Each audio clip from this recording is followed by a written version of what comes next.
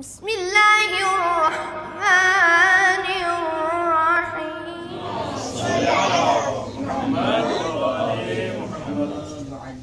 أعوذ بالله من الشيطان الرجيم. بسم الله الرحمن الرحيم. الحمد لله رب العالمين، وصلى الله على محمد وآل بيته الطيبين الطاهرين. أما بعد، فقد كان قول رسول الله صلى الله عليه وآله مرحبا بقوم قد كلوا الجهاد الأصغر وبقي عليهم الجهاد الأكبر. قيل يا رسول الله ما الجهاد الأكبر؟ قال جهاد بالنفس. سید المرسلین نے ایک دفعہ جنگ کے لیے چھوٹا سا لشکر بنا کر بھیجا، اور وہ جب جنگ کر کے واپس آ رہا تھا تو حضور نے خود ان کا استقبال کیا اور فرمایا مرحبا ہو اس قوم کو کہ جنہوں نے چھوٹا جہاد کر لیا ہے اور ان پر بڑا جہاد ابھی باقی ہے. تیر، تلوار، نیزے، بندے مارنا، قتل کرنا، شہید ہو جانا، پوری جنگ راجد پڑا جہاد ہے. ابھی ایک اور جہاد ہے جو اس سے بھی بڑا ہے. پوچھنے والوں نے یا رسول اللہ وہ کون سا جہاد ہے؟ کہا اپنے نفس سے جہاد کرنا، اپنی خواہشات سے جہاد کرنا. خواہش انسان کو اللہ کی نافرمانی کی طرف دعوت دیتی ہے، خواہش انسان کو گناہ کی طرف دعوت دیتی ہے، خواہش انسان کو اپنے رسول اور اپنے امام کی نافرمانی کی طرف دعوت دیتی ہے. اور اس خواہش کو دبا دینا یہ بڑا جہاد ہے. اس خواہش کو دبا دینا. مثلا آپ بچوں کے مطابق مثال ذکر کرو، کبھی ایسا ہوتا ہے ہمارا دل کرتا ہے کہ ہم جھوٹ بول لیں، دل کرتا ہے کہ جھوٹ بولیں، تو یہ خواہش اس کو دبا دینا اور جھوٹ نہ بولنا یہ جہاد ہے. یہ اس خواہش کے خلاف جہاد ہے. کبھی ہمارا دل کرتا ہے کہ اس بچے کی دوسرے بچے کو چغلی لگا لیں، اس بچے کی بات اس تک پہنچا دیں اور واپس میں لڑ جائیں، یہ ہمارا دل کر رہا ہوتا ہے. یہ ہماری خواہش ہے. اس کو دبا دینا، اس خواہش کو ختم کر دینا، اس خواہش کے مطابق نہ چلنا، یہ ہمارا جہاد ہے. اچھا کبھی کوئی چیز کسی دوسرے کی ہے، وہ ہمیں مل گئی ہے، اب شریعت اور دین اور رسول اور آئمہ تو کہتے ہیں کہ اسی کو واپس کر دیں، لیکن چیز بدلے کی ہے تو ہم چاہتے ہیں کہ وہ چیز چھپا لیں. یہ ہماری خواہش ہے، چیز کا چھپا لینا یہ ہماری خواہش ہے. اور ہماری خواہش کے مقابلے میں ہمارا جہاد کیا ہوگا کہ وہ چیز چھپائیں نہیں، اپنی نہ بنائیں، اس لڑکے کو واپس جا کر دے دیں جس کی گم ہوگی. یہ ہمارا جہاد ہے. فرمایا چھوٹا جہاد کر کے آپ واپس آ رہے ہیں، ابھی بڑا جہاد باقی ہے. پوچھا یا رسول اللہ وہ بڑا جہاد کیا ہے؟ فرمایا اپنی خواہشات کے خلاف جنگ کرنا، اپنی خواہشات کو دبا دینا، یہ بڑا جہاد ہے. اور آپ جو بچے ہیں آپ نے ابھی سے کوشش کرنی ہے، اپنی اصلاح کی ابھی سے کوشش کرنی ہے. اگر ابھی سے آپ اللہ، اس کے رسول اور اہل بیت کے فرما بردار بن جائیں گے ابھی سے، تو مزید آپ ترقی کرتے جائیں گے اور فرما برداری میں آگے بڑھتے جائیں گے، یہاں تک کہ آپ متقیوں کے قافلے میں داخل ہو جائیں گے. ایک قافلہ ہے متقی لوگوں کا قافلہ، اللہ کے فرما بردار لوگوں کا قافلہ. وہ قافلہ ہر زمانے میں بن رہا ہے. سب سے پہلے جناب آدم نبی بن کے آئے تو وہ قافلے کی سالاری کرتے رہے. پھر جناب نوح علیہ السلام ہے تو اسی قافلے کی سالاری وہ کرتے رہے. پھر جناب ابراہیم آئے، جناب موسیٰ آئے، جناب عیسیٰ آئے، آخر میں ہمارے نبی سید المرسلین آئے. یہ قافلہ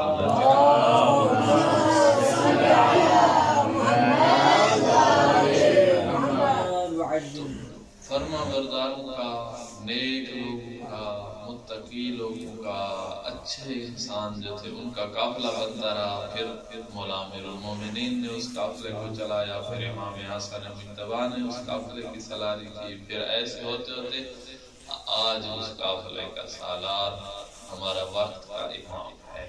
ابھی جو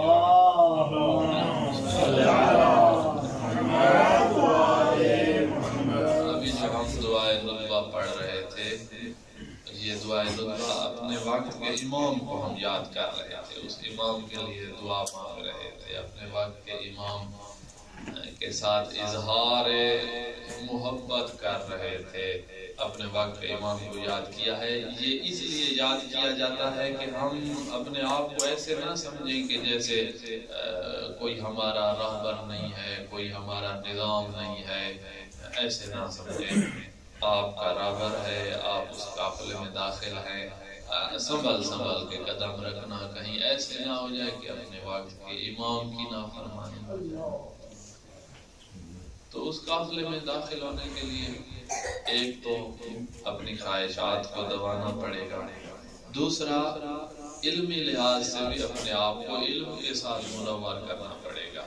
اگر آپ کے پاس علم ہے، اگر آپ کے پاس اعمال ہیں، اگر آپ کے پاس علم ہے، اور اگر آپ کے پاس ساتھ ساتھ اپنی خواہشات کو دبا کر اللہ اور اس کے رسول کی فرما برداری ہے، تو یہ ایسے ہوگا جیسے یہ پرندہ نہیں ہوتا، پرندے کے پر ہوتے ہیں تو وہ اڑتا ہے.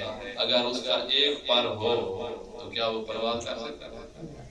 کیا کہتے ہیں آپ؟ پرندے کا اگر ایک پر ہو تو کیا وہ اڑ سکے گا؟ نہیں اڑ سکے. اگر دونوں نہ ہوں تو بھی نہیں اڑ سکتا. دونوں پر صحیح سلامت ہوں گے تب جا کے اڑے گا. آپ کے پر علم اور عمل ہے. اگر آپ کے پاس علم ہو، اگر آپ کے پاس عمل ہو تو آپ بھی پرواز کر سکیں. وہ پرواز جو امام کے ساتھ آپ کو پہنچا دے گی، وہ پرواز جو سید المرسلین کے ساتھ آپ کو پہنچا دے گی، وہ پرواز جو انسان کو جنت کا مالک بنا دیتی ہے، وہ پرواز جو انسان کو جہنم سے بچا لیتی ہے.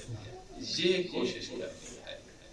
علم میں بھی محنت کریں، عمل میں بھی محنت کریں، اور اسی محنت کے نتیجے میں آپ اپنے وقت کے امام کے مددگاروں میں شامل ہو سکتے ہیں. ہمارے امام جب تشریف لائیں گے تو مولا کے خصوصی مددگار 313 ہوں گے، اور باقی بھی بہت سے لوگ مولا کی مدد کے لیے آئیں گے، اور آئیں گے بھی یہی عراق میں، کربلا میں ہم سب نے جمع ہونا ہے، مولا کے لشکر بننے ہیں. اس لشکر میں داخل ہونے کے لیے علم بھی چاہیے اور عمل بھی چاہیے. اگر آپ چاہتے ہیں کہ آپ اپنے امام کے مددگاروں میں ہوں، اگر آپ چاہتے ہیں کہ اپنے امام کے لشکر میں ہوں، تو محنت کرنی پڑے گی. ابھی سے محنت کرنی پڑے گی. ابھی تک آپ کے دل صاف ہیں، ابھی آپ کے دل صاف ہے، ابھی آپ بچے ہیں، آپ نے گناہ نہیں کیے ہیں. گناہ کرنے سے دل کالے ہو جاتے ہیں، گناہ کرنے سے دل سیاہ ہو جاتے ہیں. ابھی آپ کے دل صاف ہیں. بعض روایات میں ملتا ہے کہ جب بندہ اس دنیا میں آتا ہے تو اس کا دل بالکل صاف ہوتا ہے، جیسے ایسے سفید اور نورانی ہوتا ہے دل، جیسے دودھ سفید ہوتا ہے. اس طرح انسان کا دل صاف ہوتا ہے اور وہ صاف رہتا ہے. پھر جب بندہ اللہ کی نافرمانی کرتا ہے، پھر گناہ کرتا ہے، پھر گناہ کرتا ہے، پھر گناہ کرتا ہے، تو دل پر ایک کالا نقطہ لگ جاتا ہے، کالے رنگ کا دل پر لگ جاتا ہے. پھر انسان گناہ کرتا ہے، پھر گناہ کرتا ہے. گناہ کرتے کرتے وہ کالا نقطہ جو ہے وہ بڑا ہوتا جاتا ہے، دل میں پھیلنے لگ جاتا ہے. پھیلتے پھیلتے، اور گناہ بھی ہو رہے ہیں، ساتھ ساتھ گناہ بھی ہو رہے ہیں، وہ نقطہ پھیلتے پھیلتے پورے دل پہ چھا جاتا ہے. اب کالا ہو گیا ہے دل، کالا ہو گیا ہے. اب جب کالا ہو جائے دل تو اس پر پھر کوئی بات وہ اچھی سنتا ہے تو اس پہ اثر نہیں کرتی، اچھی بات پڑھتا ہے قرآن یا حدیث تو اس پہ اثر نہیں کرتی. ہدایت کے دروازے اس پر بند ہو جاتے ہیں، اللہ اس سے ناراض ہو جاتا ہے، وقت کا امام اس سے ناراض ہو جاتا ہے. دل کالا ہو گیا ہے دل. تو ابھی آپ اس دنیا میں نئے نئے آئے ہیں، آپ بچے ہیں، ابھی اس دنیا میں آپ نئے نئے آئے ہیں، ابھی آپ کا دل نورانی ہے. ان دلوں کو نورانی رکھنا ہے، گناہوں سے بچ کر فرما برداری اللہ اور اس کے رسول کی کر کے ان دلوں کو صاف رکھنا ہے، نورانی رکھنا ہے۔ جس کے دل کے نورانی ہوں گے وہ مولا امام زمانہ کے خصوصی مددگاروں میں سے ہوگا، جس کے دل صاف ہوں اور اس کو اپنا نمائندہ بنا کر پوری دنیا میں ان کو پھیلا دیں گے کہ یہ میرے شیعہ ہیں، یہ پوری دنیا کے لوگوں کی تربیت کرنے آئے ہوئے ہیں، جو بھی ان کے ساتھ ملک ہوتا جائے گا وہ میرے ساتھ ملک ہو رہا ہے، اور ان کی طرح اپنی زندگیاں بناؤ۔ جس طرح یہ نیک کردار ہے اسی طرح باقی لوگ بھی اپنی زندگی کو اسی طرح بنائیں۔ آپ بن سکتے ہیں، آپ بچے جو ہیں محنت کریں، آپ بن سکتے ہیں امام کے انصار، امام کے مددگار آپ بن سکتے ہیں، اور قرآن مجید پھر آپ کی تعریفیں کر رہا ہوگا، اہل بیت کے فرامین پھر آپ کی تعریفیں کر رہے ہوں گے۔ رب العالمین فرماتا ہے کہ ان اللہ اشترى من المؤمنین انفسهم واموالهم بان لهم الجنہ، میں رب العالمین نے مومنین سے ان کا جان اور مال جنت کے بدلے خرید کر لیا ہے، جنت مومنین کو دے دیا اور ان کا جان اور مال اللہ کا کیا ہے۔ یقاتلون فی سبیل اللہ فیقتلون ویقتلون وعدا علیہ حقا فی التوراۃ والانجیل والقرآن۔ یہ جو مومن ہیں، مومن جو ہیں یہ میرے راستے میں جہاد کرنے جاتے ہیں، اللہ کے دشمنوں کو قتل کرتے ہیں اور خود بھی شہید ہو جاتے ہیں، ان کے ساتھ میں نے تورات میں بھی جنت کا وعدہ کیا ہے، ان کے ساتھ میں نے انجیل میں بھی جنت کا وعدہ کیا ہے، ان کے ساتھ میں قرآن میں بھی جنت کا وعدہ کرتا ہوں۔ وَمَنْ أَوْفَىٰ بِعَهْدِهِ مِنَ اللَّهِ، اللہ سے بڑھ کر کون ہے جو وعدوں کی وفا کرنے والا ہو۔ فَاسْتَبْشِرُوا بِبَيْعِكُمُ الَّذِي بَایَعْتُم بِهِ وَذَٰلِکَ هُوَ الْفَوْزُ الْعَظِیمُ۔ تم نے میرے حبیب کی فرما برداری کا عہد کیا ہے، اس کے بدلے میں اللہ تمہیں جنت کی بشارت دیتا ہوں، اور بڑی کامیابی یہی ہے کہ انسان جہنمی گروہ سے نکل کر جنتی قافلے میں داخل ہو کر جنت کی جاگیروں کا مالک بن کے آخرت کی طرف جا رہا ہو۔ پھر اسی قافلے کی کچھ اس طرح تعریفیں کرتا ہے، التائبون، یہ وہ قافلہ ہے کہ جس نے جو توبہ کے دروازے سے داخل ہو کر اللہ کی طرف آ رہا ہے۔ العابدون، الحامدون، ان کی زندگی اللہ کی عبادت میں گزر رہی ہے، ان کی زندگی اللہ کی حمد بیان کرتے گزر رہی ہے۔ السائحون، یہ عبادتوں میں سیر کرنے والے ہیں، ایک عبادت مکمل کی تو دوسری میں شروع ہو جاتے ہیں، پھر وہ عبادت مکمل کی تو پھر اور عبادت میں شروع ہو جاتے ہیں، پھر وہ مکمل ہوئی تو اور میں، ان کی زندگی عبادتوں میں گزر رہی ہے۔ الراکعون، یہ رکوع کرنے والے ہیں۔ الساجدون، یہ سجدوں میں زندگی گزارنے والے ہیں۔ العاملون بالمعروف والناہون عن المنکر، اپنے دوسرے مومن بھائیوں کو بھی اچھائی کا حکم دینے والے ہیں، برائیوں سے روکنے والے ہیں۔ والحافظون لحدود اللہ، میرے دین کی حدود کی یہی حفاظت کرنے والے ہیں۔ وبشر المؤمنین، اے میرے حبیب مومنین کو جنت کی بشارت عطا کرتے۔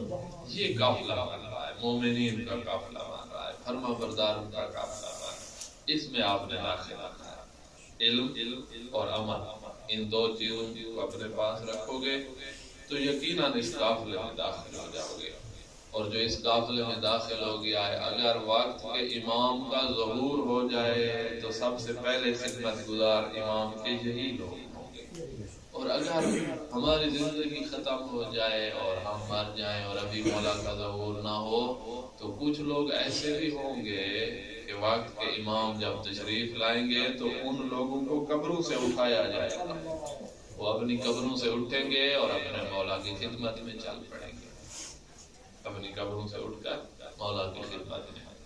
مولا کے جو مددگار ہوں گے، ہمارے 12ویں امام کے جو مددگار ہوں گے، ان کی کچھ صفات روایات میں ذکر ہوئی ہے کہ رجال کانا قلوبہم زبر الحدید، ایسے مرد ہوں گے، ایسے مرد ان کے دل ایسے ہوں گے جیسے لوہا ہوتا ہے، لوہے کی طرح سخت۔ کیا مطلب لوہے کی طرح سخت؟ کہ کسی قسم کا شک، کسی قسم کا شبہ ان کے عقائد خراب نہیں کر سکے گا۔ وہ اللہ پر مکمل ایمان رکھنے والے ہوں گے، اس کے رسول پر ایمان رکھنے والے ہوں گے، اپنے امام پر ایمان رکھنے والے ہوں گے، سب کچھ اپنے امام پر قربان کرنے کے لیے تیار ہو جائیں گے۔ کاننا قلوبہم زبر الحدید لا یشغلہم شک فی ذات اللہ۔ انہی کی ایک صفت یہ ہے کہ لا ینامون اللیل، رات عبادت میں گزار دیں گے، رات کو عبادت میں گزار دیں گے۔ رہبان باللیل، راتوں کو عبادت گزار ہوں گے۔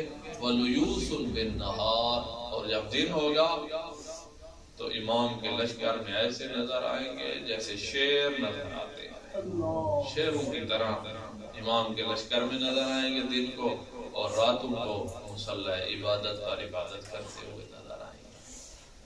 فرمایا ہم اتواء لہ من الامۃ لسیدہا، کسی غلام نے، کسی کنیز نے اپنے سردار کی، اپنے مالک کی اس طرح فرما برداری نہیں کی ہوگی جس طرح مولا کے مددگار، مولا کے فرما بردار، ایسے فرما بردار، اور ایسے فرما بردار کہ اپنے وقت کے امام کے گھوڑے کی زین کو جا کر مس کریں گے تاکہ برکات حاصل کر سکیں، یتبرکون بہا، برکات حاصل کرنے کے لیے، یحفون بہا، اپنے امام کو گھیرے ہوئے ہوں گے، جہاں امام جائے گے یہ بھی ساتھ ہوں گے۔ یقونہ بانفسہم، امام پر اگر کوئی تیر چلا رہا ہے تو یہ اپنے سینے میں وہ تیر جو ہے جھائے گا، اگر امام کو کوئی نقصان دینا چاہتا ہے تو یہ اپنی جان پہ وہ نقصان برداشت کریں گے، امام تک کسی کو نہیں پہنچنے دیں گے۔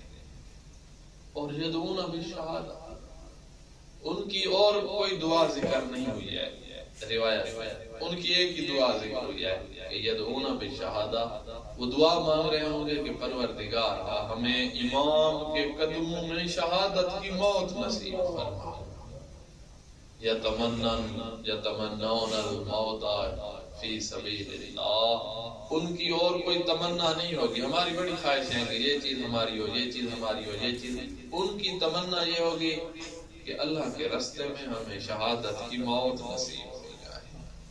تو ایسے انصار بننے کے لیے اپنے دلوں کی حفاظت کرنی ہوگی، دل کو گناہوں کے ساتھ سیاہ نہیں ہونے دینا، دل پر گناہ کی کالا، گناہ کے ساتھ دل کو کالا نہیں کرنا۔ جس نے اپنے دل کو بچا لیا اس بندے کا اللہ سے بھی رابطہ ہوگا، رسول سے بھی رابطہ ہوگا، امام سے بھی رابطہ ہوگا۔ کچھ ایسے لوگ بھی ہوتے ہیں جو اتنے پاک ہوتے ہیں، اتنے پاک ہوتے ہیں کہ وقت کا امام خود چل کر ان کی ملاقات کو آ جاتا ہے، اتنے پاک۔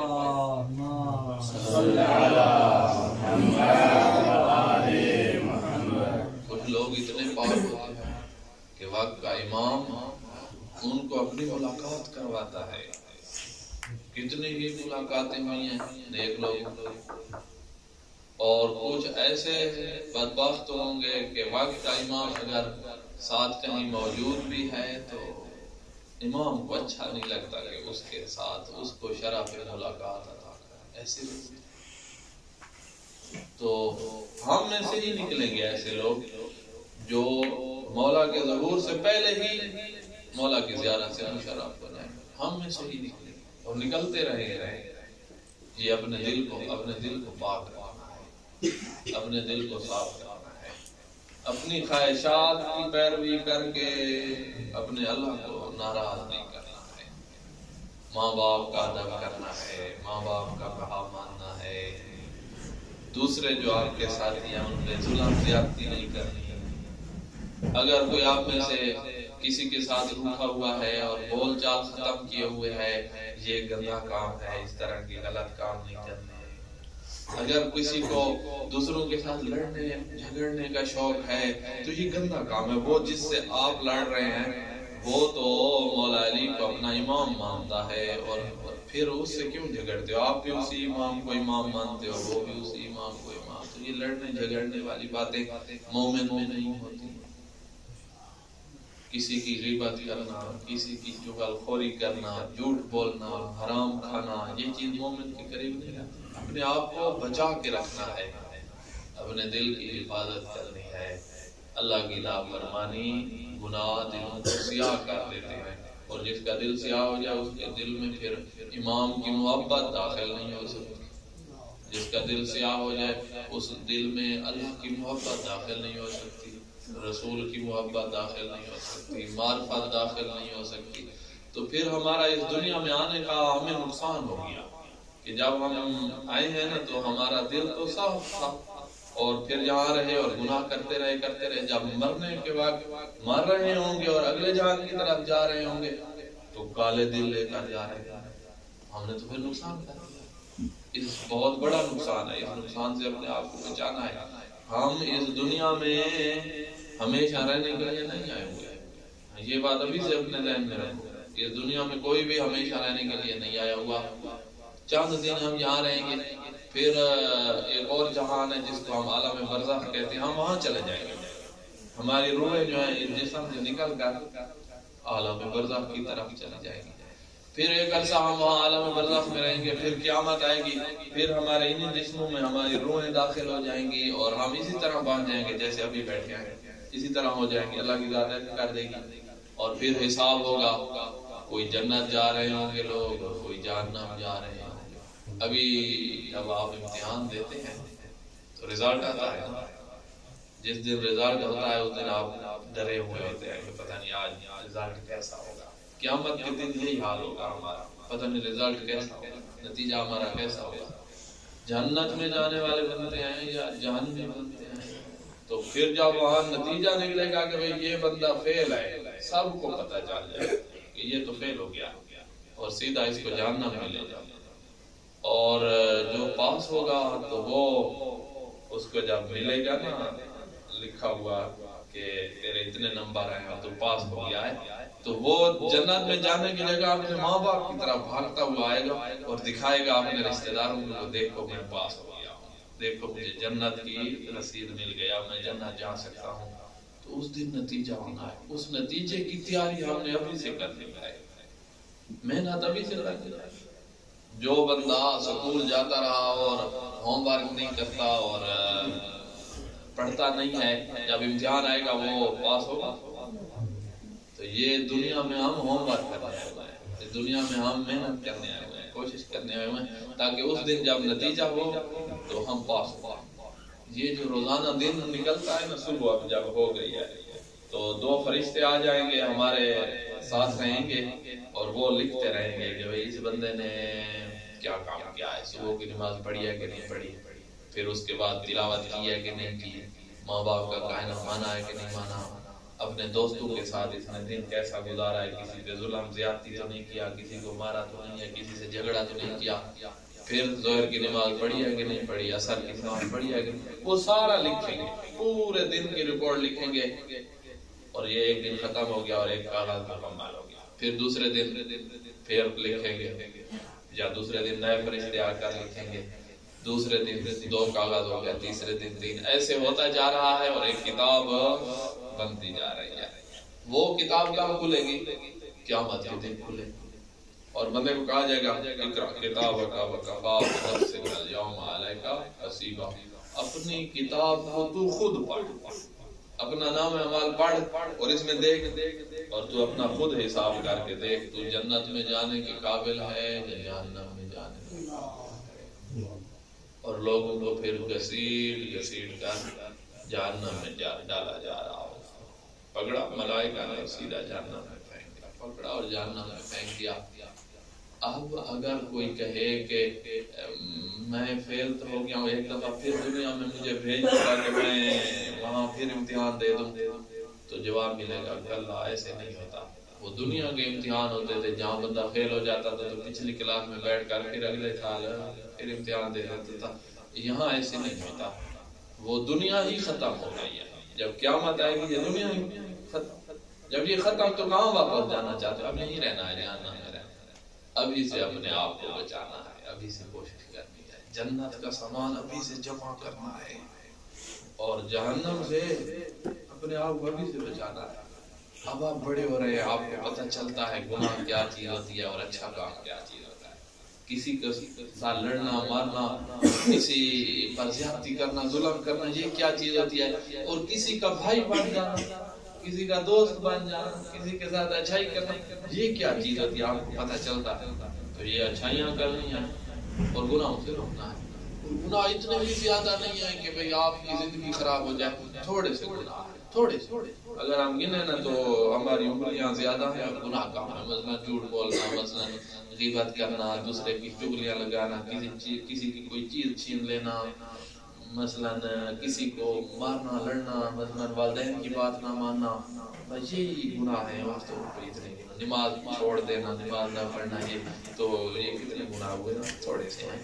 اتنے زیادہ گناہ تھوڑے سے ہیں. اپنے آپ کو ان سے بچانا ہے اور اللہ کی اور امام کی فرما برداری کرنی ہے. ہمارے دل صاف رہیں گے، کالے نہیں ہوں گے. ہمارے دل کالے نہیں ہوں گے. جب کالے نہیں ہوں گے تو ہم پاک دلوں کے ساتھ آخرت کا سفر کریں گے. جب وہاں پہنچیں گے نا میدان محشر میں قیامت والے دن، تو وہاں پر ہمیں کون ملے گا؟ ادھر توجہ. وہاں پر ہمیں ہمارے مولا علی ملیں گے. جب ہم قیامت کے دن پہنچیں گے نا میدان محشر میں تو سب پیاسے ہوں گے، بہت پیاس ہوگی. قبر سے نکلیں گے. ہم سب نے قبروں میں جانا ہے اور عرصہ قبر میں رہنا ہے. نیک لوگ جو ہوں گے اس کی قبر وسیع ہو جائے گی اور نورانی ہو جائے گی اور وہی جنت کا دروازہ کھل جائے گا. نہیں قیامت کے دن ہم جائیں گے تو ہمیں ملاقات ہوگی، اپنے مولا علی سے ملاقات ہوگی. اور بہت زیادہ پیاسے ہوں گے نا تو مولا ہمیں حوض کوثر کے جام پلائیں گے. تم نے میری فرما برداری کی تھی، تم نے میرا کہنا مانا تھا، آؤ یہ تمہیں پیاس لگی ہوئی ہے، یہ حوض کوثر کا جام پی. سب کو اپنے شیعوں کو جام پلائیں گے، حوض کوثر کے پانی پلائیں گے اور جنت کی رسیدیں دے کر دیں گے. یہ سامنے جنت میں داخل ہوتے جاؤ، جنت میں داخل ہوتے جاؤ. سارے مومن جنت میں داخل ہوتے ہیں. ہم سب جنت میں جائیں گے. لہذا جب ایک ہی جگہ ہم سب نے رہنا ہے تو ایک دوسرے سے جھگڑے نہیں ہونے چاہیے، ایک دوسرے سے زیادتیاں نہیں ہونی چاہیے. علم پڑھائی میں محنت کریں اور نیک اعمال میں محنت کریں. یہ دونوں چیزیں آپ کے پاس ہوں گی، آپ بہت بڑے انسان بن جاؤ گے. بہت بڑے انسان. بڑا انسان وہ ہے جس کے پاس علم زیادہ ہے اور جس کے پاس اچھائیاں زیادہ ہیں. یہ بڑا انسان ہے. خلاصے میں کہوں وہ بڑا انسان ہے جس کا دل کالا نہیں ہے، جس کا دل کالا نہیں ہے. سب سے بڑا انسان وہی ہے. اور سب سے زیادہ عزت سید سستانی کی کیوں ہے؟ اس لیے کہ علم بھی بہت ہے اور عمل بھی بہت ہے. دل بالکل نورانی ہے. یہ وجہ ہے. سب سے زیادہ عزت سید خامنائی کی کیوں ہے؟ کیونکہ اس کا دل نورانی ہے. سب سے زیادہ عزت آپ میں سے اس بندے کی ہوگی جس کا دل گناہوں کے ساتھ کالا نہیں ہے. خدا بند عالم آپ کی توفیقات میں اضافہ فرمائے.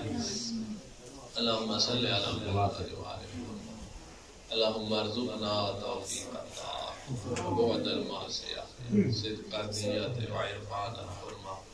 اکرمنا بالہدى والاستقامہ. سدد السنتنا بالصواب والحکمہ. وابلغ قلوبنا بالعلم والمعرفہ. وطهر بطوننا عن الحرام والشبهة. واكف أيدينا عن الظلم والسرقة. واغضض أبصارنا عن الفجور والخيانة. ربنا تفضل علينا بالقبول والغفران برحمتك. اللهم صل على محمد. اغفر ذنوبي يا غفور، اغفر ذنوبي يا غفور.